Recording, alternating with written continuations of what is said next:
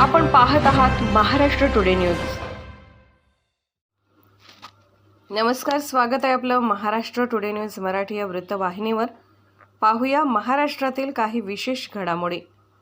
Mumbai model अभिनेत्री पूनम पांडे हिच्या निधनाच्या वृत्ताने शुक्रवारी खळबळ उडाली होती। ही माहिती तिच्या व्यवस्थापकाने त्याच्या अधिकृत इंस्टाग्राम हँडलवरून दिली होती। पूनमला गर्भाशयाच्या मुखाचा कॅन्सर झाल्याचे सांगण्यात आले होते। या वृत्ताने पूनम पांडेच्या चाहत्यांना आश्चर्याचा धक्का बसला। दुसरीकडे पूनम पांडेच्या निधनाचे वृत्त समोर आल्यानंतर तिचे कुटुंबीय नॉट रिचेबल झाले होते। याच दरम्यान पूनम पांडेने मी जिवंत आहे असे सांगितल्याने तिच्या चाहत्यांचा जीव भांड्यात पडला आहे।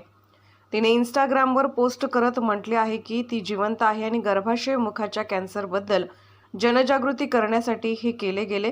या कॅन्सरने अनेक लोकांचा बळी घेतला आहे। पूनम पांडेने गर्भाशय मुखाच्या कॅन्सरबाबत जनजागृती करण्यासाठी एक वेगळा दृष्टिकोन निवडला। 2 फेब्रुवारी रोजी तिचा कॅन्सरने मृत्यू झाल्याचे वृत्त पसरले होते, तर आता 3 फेब्रुवारीला पूनमची तब्येत बरी असल्याचा खुलासा झाला आहे। इंस्टाग्रामवर नशा फेम अभिनेत्री पूनम पांडेने म्हटले, तुम्हा सर्वांसोबत काहीतरी महत्त्वपूर्ण शेअर करणे मला भाग पडले। मी येथे आहे, जिवंत आहे। गर्भाशयाच्या मुखाचा कॅन्सर मला झालेला नाही, परंतु दुर्दैवाने हा आजार कसा टाळायचा याबद्दल जागृती नसल्याने हजारो महिलांचा यामुळे बळी जात आहे। इतर काही कॅन्सरप्रमाणेच गर्भाशयाच्या मुखाचा कॅन्सर पूर्णपणे टाळता येण्याजोगा आहे।